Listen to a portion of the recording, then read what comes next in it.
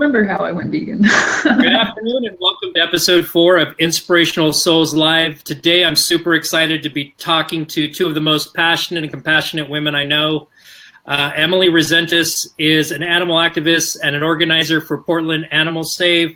And we'll also be speaking with Jocelyn, who is her co-organizer. She's from Vancouver, Washington.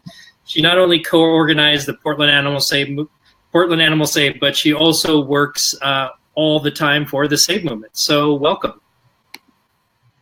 How are you guys? Thank you. Thank you so much for having us. Yeah, I'm super stoked. So what we're going to talk about today, we're just going to talk about the Save movement. We're going to talk about your journey into veganism.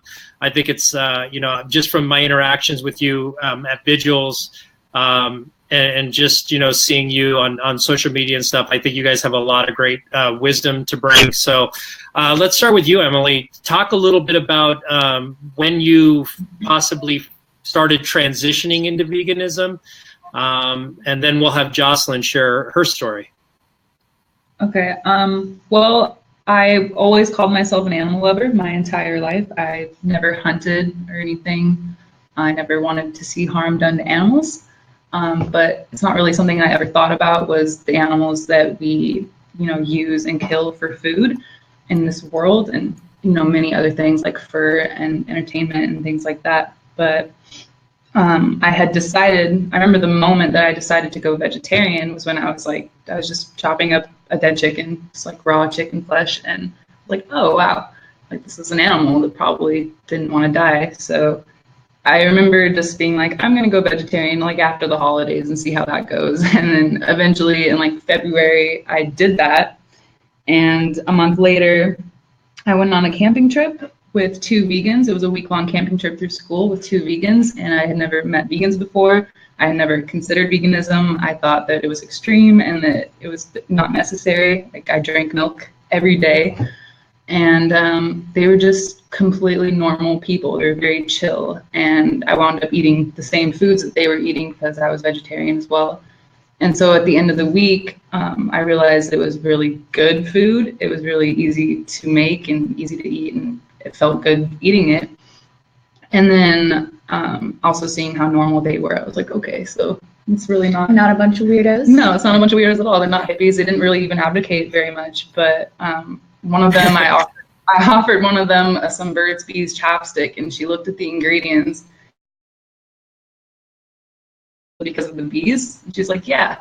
So that kind of like clicked with me. I was like, that's really cool. She's not using this chapstick because she doesn't want to exploit the bees. And then later on, she recommended Cowspiracy, the documentary Cowspiracy, which talks about the environmental implications of animal agriculture. And I went home and I watched that. And as soon as I watched it, I went vegan because there was a part in it. If you remember the part in Cowspiracy where they take a duck and they just, chop right through him, just like that. And I remember being like, oh my God, that's horrible. I can never do that. And then Kip in the documentary said something about that. He was like, watching them do that, I realized that I could never do that and I would never want to do that. So why am I paying someone else to do that for me? And that kind of hit me, and like I've called myself an animal lover. I wouldn't want to cause any of the suffering to animals. But that's what I'm doing when I'm, contributing and buying and eating their dead bodies. So I went vegan right after watching Cowspiracy and haven't looked back since. And how long have you been vegan now? A year and a half, since March Awesome. 2016. Awesome. And what's your story, Jocelyn? Yeah, so I would agree in saying that I always thought I was an animal lover, but I was never really confronted by vegans or vegetarians. I grew up my whole life thinking this is just what we do, and I was definitely disconnected from the fact that the dead body on my plate most days, who it actually came from. It never even crossed my mind. So I don't think I even had the chance to be defensive about it all that much. But I do remember I never ever thought I would be vegan or vegetarian. And then just kind of one day out of the blue, I was in my first year of college and I was probably like procrastinating on some assignment, and I was on Netflix. Surprise, surprise. And Vegucated was on there. I was like, Vegucated, that's like Supersize Me, but with healthy stuff. That seems kind of weird. And I watched Vegucated, and that really clicked with me because there was a small amount of graphic me, and I had never seen it before, and I can't believe that I'd never seen it before, but I did. And so after that, I didn't want to eat these products anymore, and I didn't declare right away like I'm going vegan, but I was just watching it, and I was kind of quietly in my mind just like, I don't think I don't want to contribute to this anymore. So I was eating at the dining hall, of course, in my for my dorm, and I just kind of stopped eating meat, and then I stopped eating the dairy. And as I was, cutting these things out, I immediately started watching all the other documentaries I could find, doing all the other research I could do, because this one, I was like, oh, well, that's one documentary, and that was really compelling, but like, is this right? Like, am I correct? Like, I didn't know anything about health, so I didn't know like protein, calcium, and B12. I was like, I guess I should figure out if this is correct. So through all the other research I did, I just became more and more assured, like we all do, like, obviously this is the right thing to do. It's the best thing for us. It's the best thing for the entire world. So that was about 4.5 years ago that I went vegan, and I was lucky enough to go home on spring break. And since Netflix is all linked up, my family conclusions that I did. So lucky enough, my parents went vegan right around the same time I did. So, yeah. Awesome. Very lucky. Awesome. I love this. I love the stories. It's interesting that there's the transition stories of people that slowly do it, and then there's, my wife and I watched Earthlings. We were kind of doing kind of a vegetarian thing, vegan thing in this class, and we watched Earthlings, and literally the moment it stopped, we looked at each other and said, never again. And it was like this, total psychological change. So I love everybody's stories. I think they're important. That's why we have people share them, is because we think that that's a way that, when we're sharing and talking to people about veganism, people, I think a way that people feel comfortable is when they relate, So with that, really quick, what were some of the tough things, or did you find anything tough about transitioning, Emily, to veganism that you might be able to give, like somebody who's just thinking about veganism or transitioning, some tips you might be able to give them, things you might have had issues with or problems finding? Yeah, so it took me like 2 months to get used to adapting to that diet, because it is quite a big change from going your entire life eating, dead animal every day, or their secretions, or both. So it really does take a bit. And I remember there was about 2 weeks where I felt my energy was extremely low. And so I just had to adjust and do something about that. And I started taking B12 vitamins and just making sure that I was eating enough food, because all these animal product foods are calorically dense. And when you're taking in these plant-based foods that are like water-based and are full of fiber, you're not eating, you have to eat a lot more of it than you do the animal products. So just making sure that you're eating enough food and you're getting enough nutrients and a big enough variety and a good enough amount of calories, that's really important, because a lot of people can say, oh, I felt really weak and I didn't feel healthy on a vegan diet, and so I'm not going to go back to that. But really, it took me 2 months. It can take people less time than that, and it can take them longer than that. But it is very easy once you get the hang of it, and once you've adapted to that certain way of eating and cooking. So I would say that one. Yeah. Any tips from you, Jocelyn? Yeah, I didn't have the same experience. I didn't go vegan for health reasons, as a lot of people do. So a lot of people have some sort of transition period. Either they might feel really good or feel low on energy. And I think that differs just with the actual foods that people eat, and it's case by case. But so I didn't have any of that. I didn't feel a lot of physical differences right away, at least. And so the only struggles I had were not knowing how to deal with people. And at first I kind of didn't deal with people. I wouldn't say it. So, and I didn't have trouble with my family, because luckily enough, I had support from my family almost immediately, but I think that that is something that new vegans might struggle with a lot, is telling their families and their friends and their loved ones that, like, hey, I'm making this decision and it's really important to me and this is why. And like, some people just have no support. Their families and friends don't understand at all. So if that's the case, I think something really important is first, explaining to your loved ones why it's important to you and why you're doing it, because they might not do it with you, but hopefully that they can respect you enough to at least support your decision, or respect your decision. And then if they don't give you that support, and even if they do, I think it's so important to get plugged into a community of vegans, and more particularly activists, but vegans at least, online or in your local community. Because when I went vegan, I had my parents, which was amazing. We learned together, but I didn't know anyone else who was vegan. And I went to school in Pullman, and there are about 0 vegans there. And there are no vegans there, so I didn't have any vegan friends while I was in school. And getting plugged into a community, for me, it happened online first. So knowing that you're not the only one out there who cares about animals, or doesn't want your family to die of heart disease, or wants to save the planet, that was really, really important, finding a community. So yeah.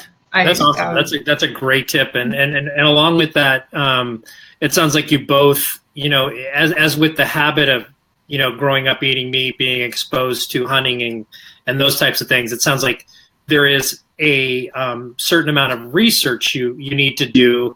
And where did you find, Jocelyn, that you were, researching? Were there books or sites, blogs or things like that you were looking to find, good information about, health or community and things like that? Mm-hmm. At first, and kind of through the whole thing, I really like documentaries. So after watching one, I just scoured Netflix and the internet for whatever other ones I could find. So I watched that. I watched Forks Over Knives, Cowspiracy, The Ghosts in Our Machine, any documentary I could find about food or animals. I went to that first, and from that I found some other resources. There are a lot of them out there, but I really stuck with documentaries at first. And then I would, go to their pages and find out, where they got their information from. And I would go and read some of those studies to be like, is this legit? Was it funded by, something that's messed up? Something, was there a conflict of interest, basically?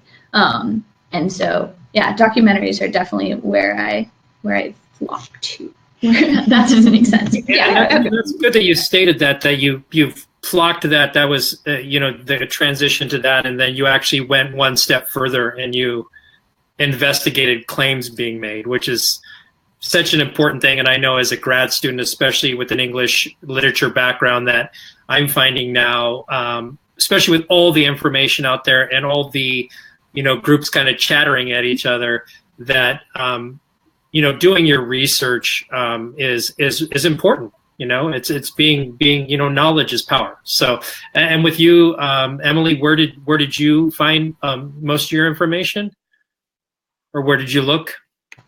Yeah, it was definitely the documentaries on Netflix as well. I went for it, especially in that very first week of veganism. I actually kind of probably ruined some relationships because of it. I was so emotionally distraught. But yeah, documentaries for sure. And then I went to YouTube videos. Bite Size Vegan was huge for me. Her YouTube channel for educating myself on veganism, on what is and isn't vegan, and how to go vegan. And also the Vegan Activist, his YouTube channel was really helpful, especially in the beginning. So those ones for sure. The documentaries and then certain YouTube channels were very important for me as far as educating myself on veganism. And so Emily, as you get more comfortable with the veganism lifestyle, is the activism is kind of the next step. And it's interesting because I don't want to get into the terminology too much, because I know that sometimes people automatically just think vegan means vegan activism. and I know that there's a difference in the terms. As your transition into an animal rights activist, I'm not sure what the correct terminology is per se. What did that transition look like from just becoming aware of your place and your relationship with other earthlings to move from vegetarian to veganism to then activism? Yeah, like I said, it was just taking in all of this information. I was very emotionally distraught. I was very angry and frustrated, and especially after watching Earthlings, that's a very devastating documentary to watch. It was just like, and also watching the activists on YouTube that I was watching and seeing what they were doing. Bite Size Vegan was showing like the Save movement, going out to Toronto Pig Save and those kinds of things, and showing those on her YouTube channel. And I was like, I want to do something about this, because it was something I became very passionate about very quickly. And it just, whatever I was talking about it to my family or whoever, it just wasn't clicking with them for this movement, for these animals. And I wasn't on social media before, so I didn't really know where to look, even though I lived in Portland and I knew Portland was kind of vegan utopia.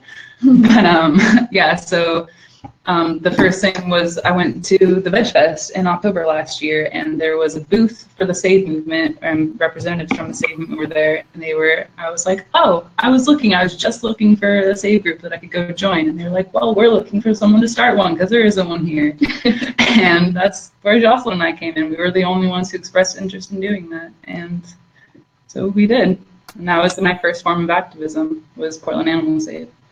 That's awesome. And so with that, I was going to ask you this earlier, kind of what was your transition into activism, and how long have you guys, maybe Jocelyn, you can speak for how long have you guys known each other too? Sure. Yeah. Do you want me to talk about how I got into activism, or us? And yes, go. Yeah. How did you get into activism? But maybe along with that, you can say, this is how long I've known Emily. This is where we met. Was it through activism? Gotcha. Yeah, I'm really inspired and proud when I hear about people who go vegan and then they're immediately like, yeah, I'm vegan and I'm going to do stuff about it and I'm going to save animals, because I, for a while, was like a really quiet, like apologetic vegan. Like, I didn't want to, that was the hardest thing. I thought food was going to be difficult, like, oh, I'm going to miss all these things. But the hardest thing was like me feeling like I was in an inconvenience to others. And when I think about that now, I'm like, that's so ridiculous. Like, there are billions of beings dying, and I'm worried about like, oh, sorry, like I don't eat this anymore because it's so and so. I was so like meek about it, and I think that just kind of goes with my like personality. I'm a little non-confrontational, but once I realized, once I learned more than just being vegan, and like I don't want to hurt animals, but animals have their rights to their own lives, and we need to be working for them to get those rights. That's when I started to feel like, hey, I'm not doing enough by just being vegan. So over time, I got more comfortable telling people why I was vegan, but soon I was like, I have to do more. Like, this isn't enough. So I got into what's called, probably you've heard of it, the Vegan Chalk Challenge. I just came by it online, and so it was the summer. I was getting more back into like drawing and doing art at that time, and so I just started chalking up my whole neighborhood everywhere, got involved with that, and just working, like sharing stuff on the Vegan Chalk Challenge page, and that was my like dipping my toes into activism in a pretty fun, creative way, and effective way too.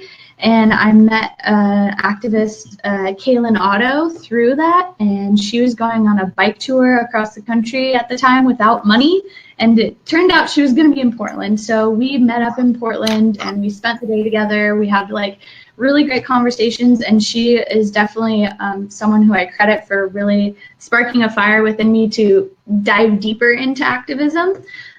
So she was the first person who told me like what's DXE, and like I've been seeing videos of the Save movement, of all these vigils, so I was just getting more interested in like, yeah, like I love the chalking, I want to continue that, I want to do more. And then I was like, I want to go to one of these vigils, I want to go to these protests, but what's going on in Portland? I have no idea. So same thing, I was at the Veg Fest in 2016. And I met some organizers from Toronto there, and they're like, yeah, it's pretty simple to start a group, and we're looking for people, and not a ton of people have expressed interest. So Emily and I met only through that. We did not know each other at all beforehand. I messaged the Save Movement about like, hey, I might want to start a group in the Portland area. And in the same area, they should start it together. So actually the Save Movement organizers introduced us. Yeah. And the first time we met was online through a chat, much like this one, but not live. And yeah, so we organized our first vigil completely online together, and then we met up. I think the first time we met was at our first vigil. It was when we met in person. That's awesome. That's so cool. So how long ago was that, Emily? And maybe you can talk about a little bit of, what it takes to start a Save movement. Is it just as easy as they're saying, "Hey, start a Save movement"? What kind of support is there? So maybe talk about like the beginnings of your Save movement. Yeah, so it was October that we had the Veg Fest, and then it was kind of like preparing from that, and then our very first vigil that we scheduled was on December 8th, 2016. And yeah, it was definitely as easy as we're saying. Like, we talked to the people in person. They were like, okay, shoot us an email that you're interested, and they helped us do everything. They were like, okay, so you can just start this page and we'll help you, like we'll give you funds for signs, and they came out, the two representatives that they had from talk to us to help us out with. Yeah. Jocelyn will definitely be better at answering this because this is what she does. So I'll let her take over. Yeah, as far as starting a Save group, what it entails is, yeah, you get in touch somehow with the Save movement, usually through their main email. And on their website, there's actually, on the savemovement.org, there's a list of tips on how to start a Save group. There's a map that shows you where every group in the world is, so maybe there's already one in your area. But it talks about tips on how to start one. So basically, you gotta do some research about the slaughterhouses in your area, and then go about figuring out, when trucks are going to be coming, or logistical things. But beyond that, it's talking with the existing network organizers about what it means to be a Save group, what it means to do love-based activism, and then setting up some social media so that you can get event pages out there and start getting people interested in coming to your vigils. And it's called, like, what we do at our vigils is bearing witness. So it's a pretty simple principle, and it's the principle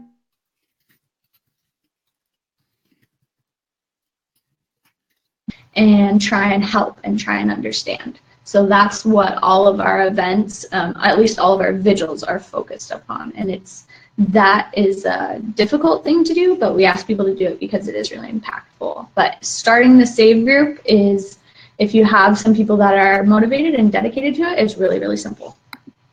Awesome, that's great. And we'll put up the email address here in a few minutes for people to contact you if they're in the Portland area and they want to join the Save movement.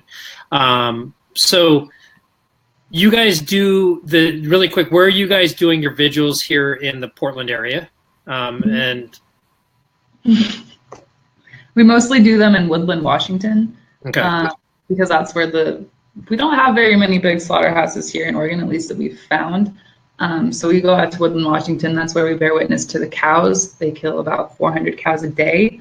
And sometimes we'll go out to the foster farms. It's a little bit further out there in Kelso, Washington, and bear witness to them. At that specific facility, they kill 150,000 chickens a day. So that's mostly where we're at. We've held vigils at mink farms before, and we've also done protests. We've done a zoo protest, and we'll continue to do those every month or so. And then and also we've done screenings before for documentaries. The one we've done so far, we've only done one, is Called to Rescue, but we plan on doing more of those too, as benefits for other farm sanctuaries as well, to get that kind of message out there, that there are those sanctuaries and there's those options to go see these animals happy and free Yeah, showing the people like the world that we're working towards, showing people the solution.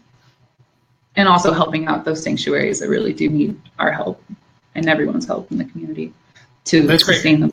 It sounds like you have some flexibility to do different types of activism. And I know that you both are involved in what other types of, I know you work for the Save Movement, right, Jocelyn, but you take part in DXE, Anonymous, and other types of activism? Yes, yeah, for sure. We're both involved in a lot of different activism, but so I started with the Vegan Chalk Challenge. That's like easy, everyday, effective activism. And then obviously we bear witness and hold vigils with the Save Movement. We do the Cube of Truth with Anonymous for the Voiceless, where you hold laptops with factory farm footage and you do outreach to people and have conversations with them about veganism and animal rights. We also do DXE actions, which involve protests or disruptions or speak outs.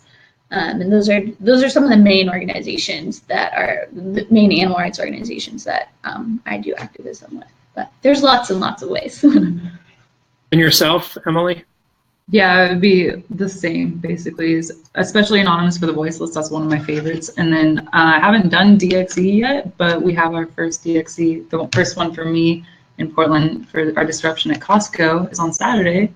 So I'm really excited about that, to be involved with DXE and to do that sort of a different form of activism and just kind of test the waters and see what I find to be powerful and effective, which I already know it is powerful and effective. So yeah, and with that, Jocelyn, since you've kind of traveled the nation and possibly beyond our borders for the Save Movement, what do you say to people who are vegan that want to take that next step to do vegan activism but are really afraid?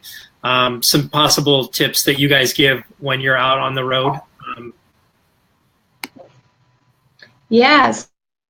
There are a lot of ways to get involved. When I'm out talking to people, tabling at Veg Fest or whatever about the Save Movement, there are a lot of people who love animals, they're vegans already, they want to get involved or concerned about the emotional toll that it will have. And we tell people that is understandable, that bearing witness is not an easy thing to do, but it's really important because when we are out there, that's something, when you watch a video online, that can be really powerful. Obviously, we both went vegan partially or all because of videos that we saw and footage that we saw. But when you're there in person with a victim, you're looking at someone who's looking right back at you and asking you for help. That really, really makes you want to be as active as you possibly can to change the world for them. So I understand people's fear in bearing witness, but so we tell them that it's an emotional sacrifice, but it's going to change the world for these animals. And a sacrifice for us, a small sacrifice for us, is nothing compared to what the animals are going through. And if we can get out there and get active for them, we're going to change things so much faster for them, and we won't have to feel these terrible feelings anymore. And the other thing is bearing witness on your own. It could that would be really, really difficult. But when people come out to vigils, they're surrounded by people who feel the same way as they do and are fighting for the same exact things they do. So if you come to a vigil and you are with a cow and then that truck pulls away, that's a terrible feeling when the trucks pull away. But as soon as you turn around, there's going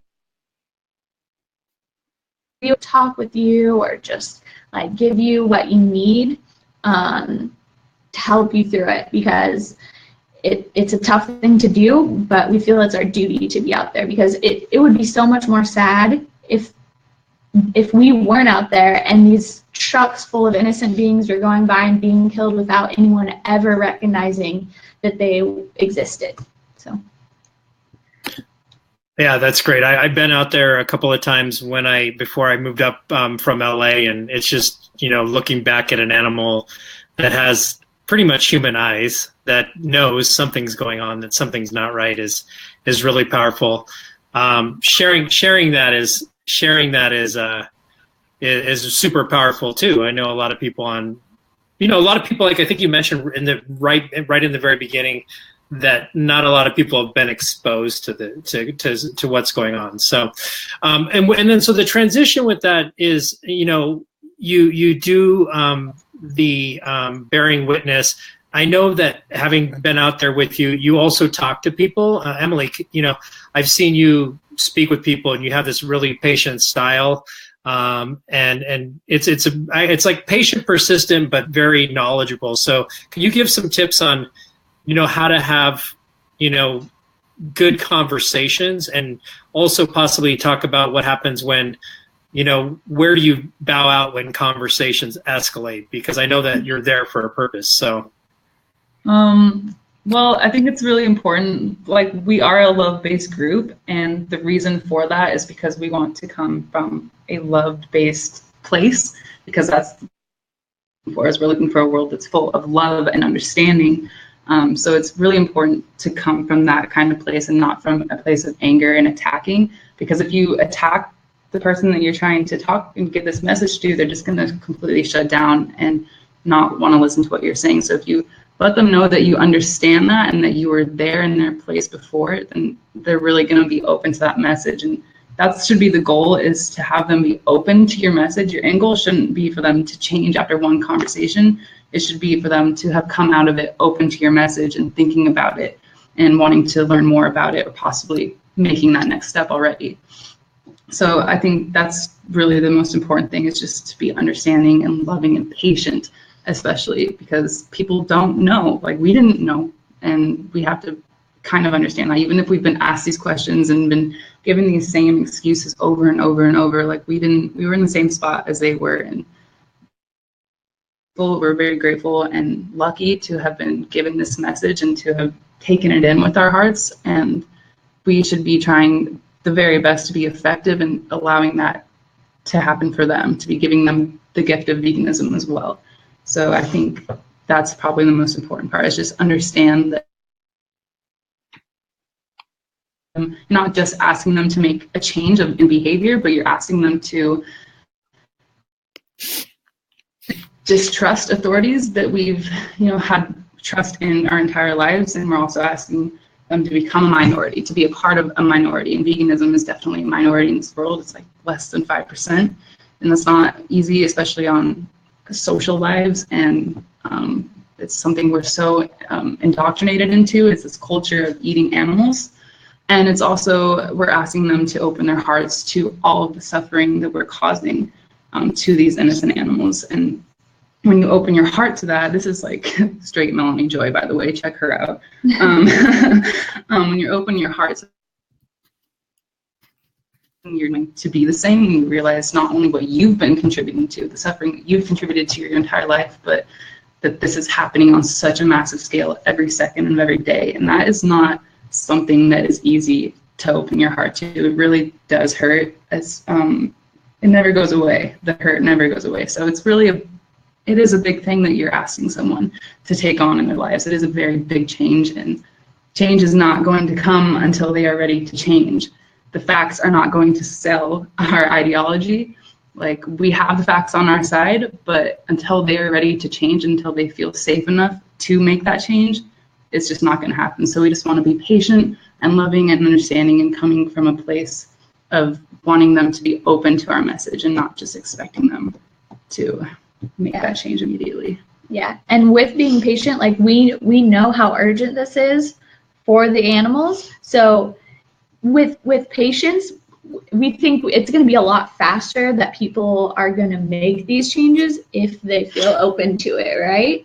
So, like, we want to be assertive for sure, but we think that we're going to help animals and save a lot more lives, and spare a lot more lives, and create a lot less suffering if we can get people to be open. And if they're closed off, it's going to take us a lot longer. So yeah, that's why like anger can be really motivating, and it can like be used as like to spark a fire in someone.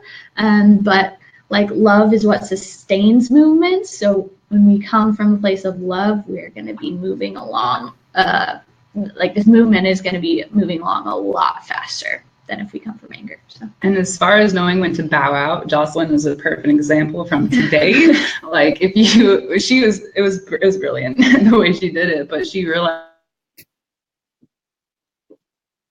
She realized she was losing like her. Was talking in circles, who wasn't like following a logical thoughts, I guess to say. And she was just like, okay, I'm gonna back out of this conversation. If you're willing to have, an actual logical conversation, then we can do that.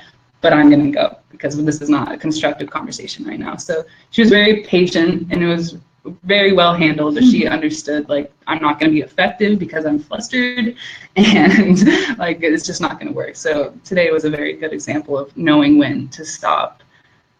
Yeah, that just shows me that like we're also working on it. Like outreach is like something that we're constantly getting better at and fine-tuning, and I've learned so much in the past months, if not years, about outreach. And it just shows me that like I, who thought I was like a pretty well, calm and collected person, like things can get to me too. And like I can mirror people's emotions, and I have to do work because we can always be better. We can try and we need to try and have conversations in the most constructive way possible. And we always have to work on that. So, yeah. Those are great tips. And I love Melanie Joy. I recently got into her, listened to her. She has just so much awesome stuff. And with that, it makes this easy to ask, what do you do? Because I know you both are really active. What do you do to avoid the burnout? Because she talks about self-care. So what do you guys do for self-care to kind of, pull away? Emily? You want me to? Well, one great thing to avoid burnout, because you're avoiding burnout but you're still doing activism, is going to sanctuaries. So if you have a local sanctuary, go to your local sanctuary, because volunteering at a sanctuary is activism because they need it. Like, these places need all the help they can get. A lot of times they're run solely by volunteer work and donations. So going out to a sanctuary is not only helpful for animals, but it's helpful for you too. It's so wonderful to be in a place with happy, safe, and free animals that are never going to be harmed or exploited ever again in their lives. And that just shows you like this is what we're working towards, and it like motivates you to do more. And it is really therapeutic. It's like you're not seeing the pain and the death and the torture and the violence, you're seeing the future. And so when you can see that puts you back in a much better place, in a calm, peaceful place. And anyone who's been to a sanctuary or who has companion animals at home, they know how wonderful and peaceful it is just to spend time with these animals. So that's one thing. But another thing to avoid burnout is just doing what you love to do, making time for things, as hard as it can be, that are not activism related. So live your life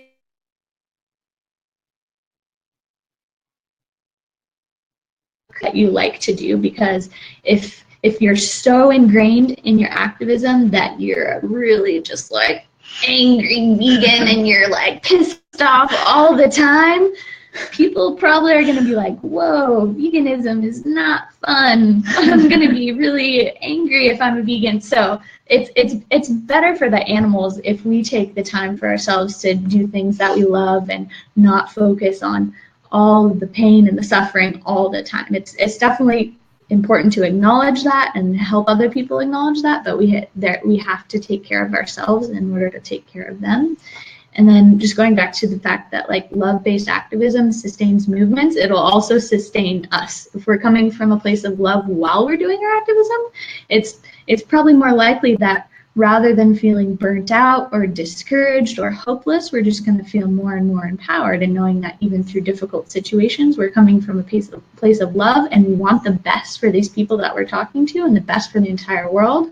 So I feel like that is what has led me to avoid burnout as much as possible. I don't know if you have other things. Well, another thing I would actually say is being active. like, and making sure that, so there was like a dairy cow this summer that really affected me, and I did a post about her and I showed her, and that got a lot of views, it got a lot of responses, and it affected a lot of people. And that, I think that really prevented burnout for me, is just knowing that it mattered, that her suffering mattered, and that it affected other people. So just doing activism and doing something for them, it really does help. It makes it feel a lot better. I think I've found with that. So, and definitely the sanctuaries, absolutely the sanctuaries, especially with the Save movement, when we're seeing these cows who just, and then, you know, when they're about to die, and then you can see them, their body parts coming through a chute at the slaughterhouse, and then going to a sanctuary and just chilling with this happy, completely peaceful cow. It's just, it's really amazing. So definitely check out sanctuaries if you have that option. And any shout outs to local sanctuaries that you guys visit here in the Portland area? Yes. I go to Lighthouse Farm Sanctuary in my hometown in Scioto, Oregon. They're amazing, but there are a lot of sanctuaries throughout Oregon and Washington that you can go to. Yes, there's Lighthouse, which Emily just mentioned, Wildwood Farm Sanctuary, Enchanted Farm Sanctuary, Out to Pasture Sanctuary, Green Acres Farm Sanctuary. Those are all in Oregon. And Veganville, which is an up-and-coming sanctuary out towards the coast. And here in, well, not here, we're in Portland right now, but in my state, in Washington and Washougal, there's Odd Man Inn Refuge. Did we get all of the local ones? I believe so. I think we did. I really hope we did. I hope so. That's awesome. I love that. I love sanctuaries. I love taking my daughter to them. You know, it's a great way to introduce them to animals that are free for the most part. You know, like they get an opportunity to see them, you know, undisturbed. So, Emily, you know, we talked a little bit before. You wanted to share kind of one of your proudest activist moments. Oh yeah. So when I got that question, the only thing I could think of really for as far as pride goes was seeing the activist community that we have here in Portland and the people that I know here in Portland grow as activists. It's been really amazing, especially since December that I've known most of these people, and I've seen them grow, especially Jocelyn. Like she was saying, she, even herself, like she went from being like more of a complacent, badass activist I've ever met in my life. Like she's so inspiring. She's such an amazing leader, and she really she works her ass off for this movement. It really is amazing. Her speak out that she just did, like, had me in tears. And like, you guys are amazing. You guys make me very proud to be a part of this community and be a part of this movement. So I just wanted to mention that. Yeah. Awesome, and with that, you know, that's a good segue into, you know, Jocelyn. Who are some of the people in the vegan movement, local or worldwide, that you know respect, your vegan heroes, or other people that are, you know, doing great things? Gotcha. Well, I would definitely say that those feelings are reciprocated. Like watching Portland grow. As far as animal activism, at first we were like, like, what are we gonna do? How are we gonna get people out? And just seeing people since December, like, getting more and more active. And then I was out of town a lot of the summer, and so I was concerned that I was like, well, I'm not gonna be there. I'm not gonna be able to.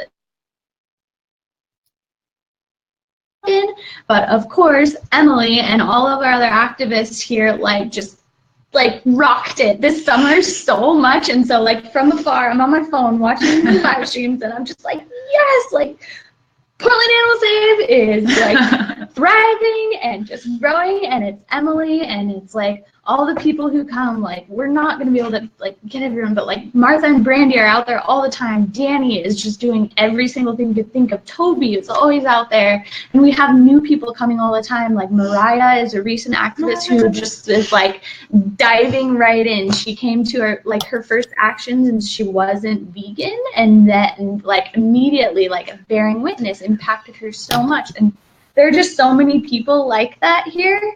So every time I meet a new activist, I'm so excited because I'm like, we're rare, and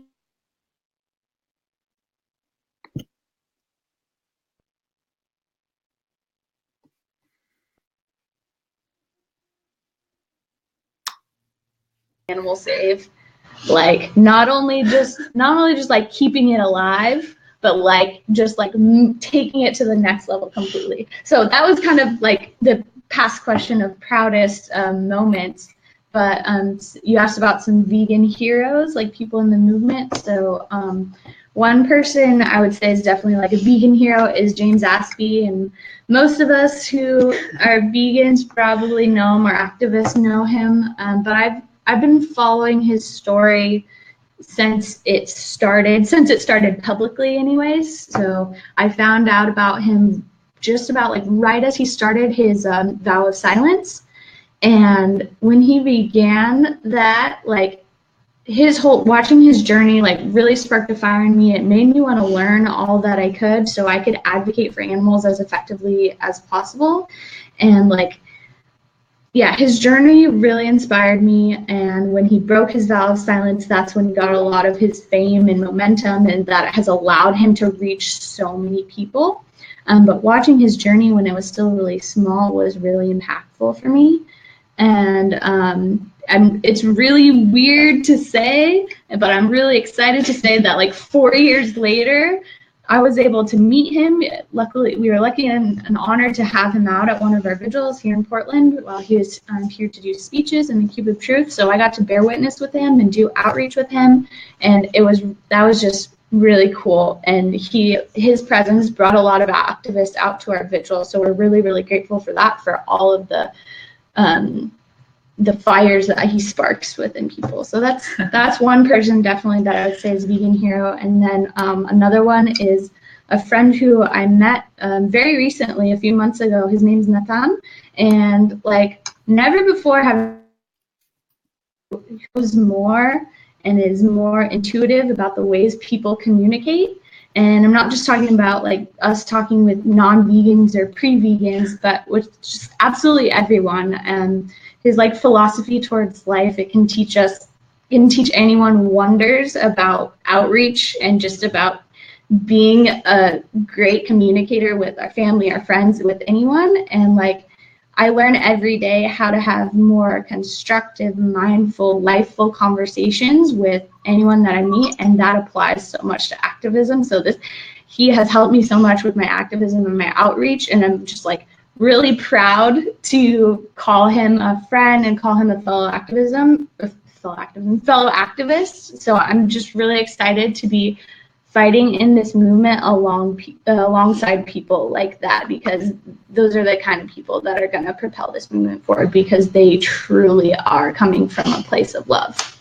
So I'd definitely say that like our community here, and then those people that are outside, our celebrities or other friends, those are definitely heroes as well. There's so many of them though.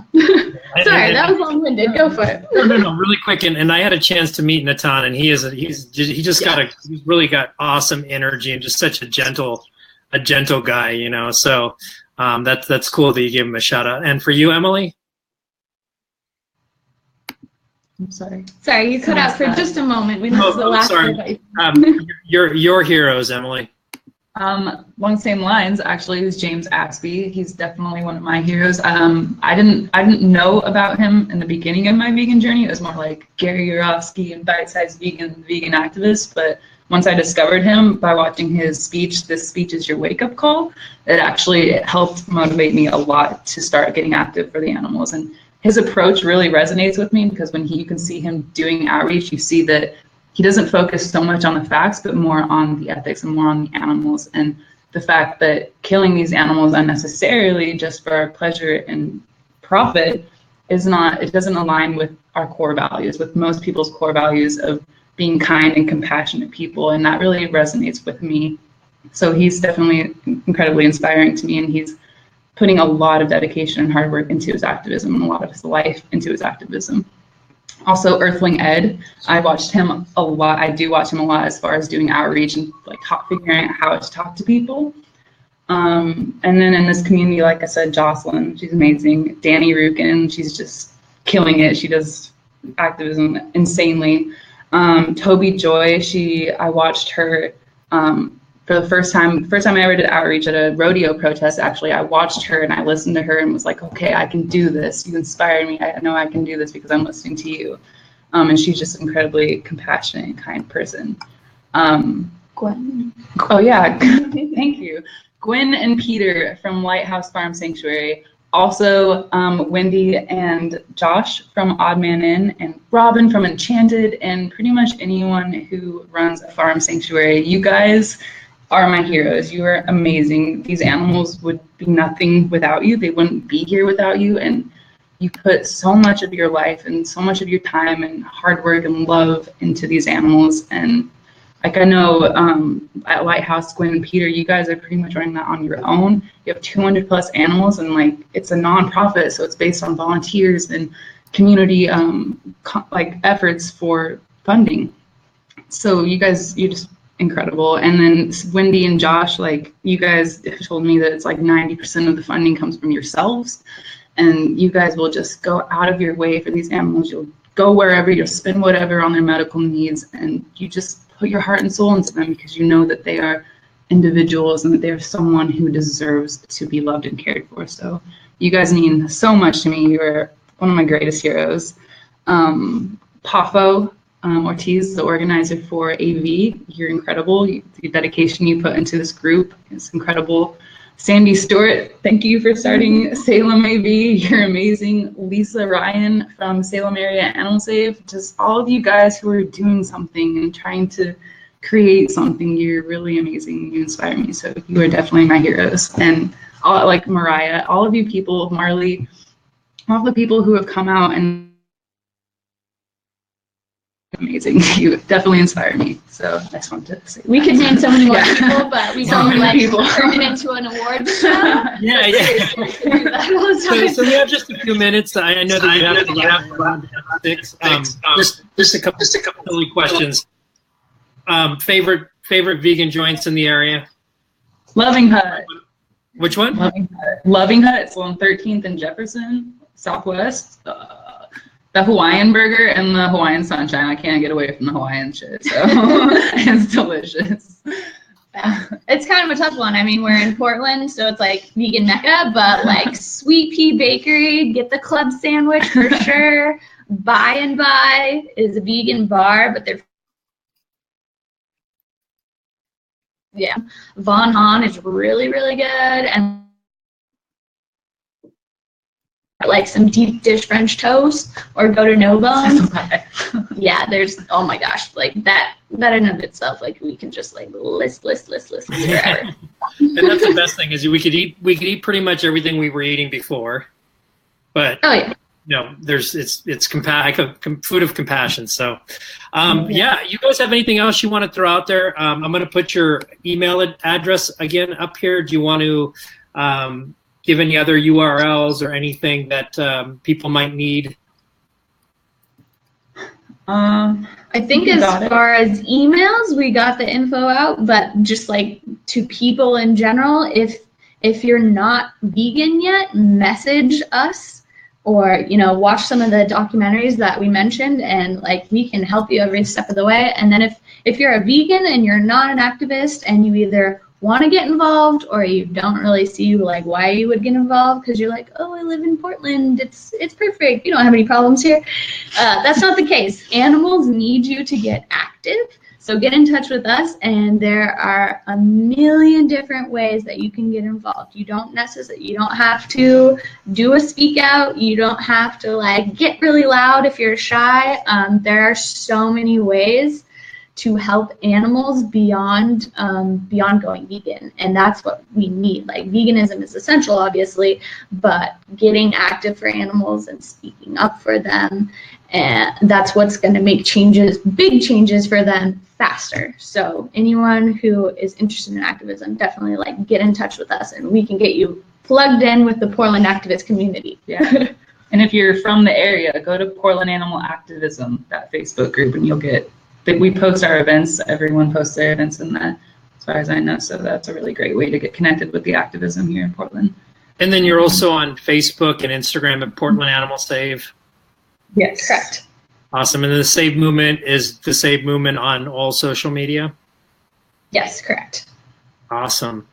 And as Danny Rukin, when we had her on here, mentions too, also if you can't get out there, activism is also sharing all this stuff that you guys share on social media. So you know, you guys are amazing. You guys are really, I just love your spirits, and I really appreciate your wisdom at your young ages. That you guys are just awesome.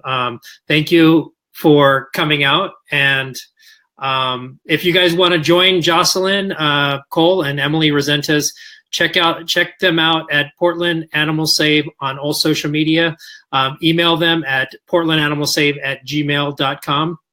And thank you everyone for joining us. This will be on YouTube a little bit later this evening, and also on Inspirational Souls at www.inspirationalsouls.com, where you can check out our other live interviews, which include teachers, other vegans, and also includes nonprofits. So we appreciate everyone showing up tonight. Thank you very much, and have a good night.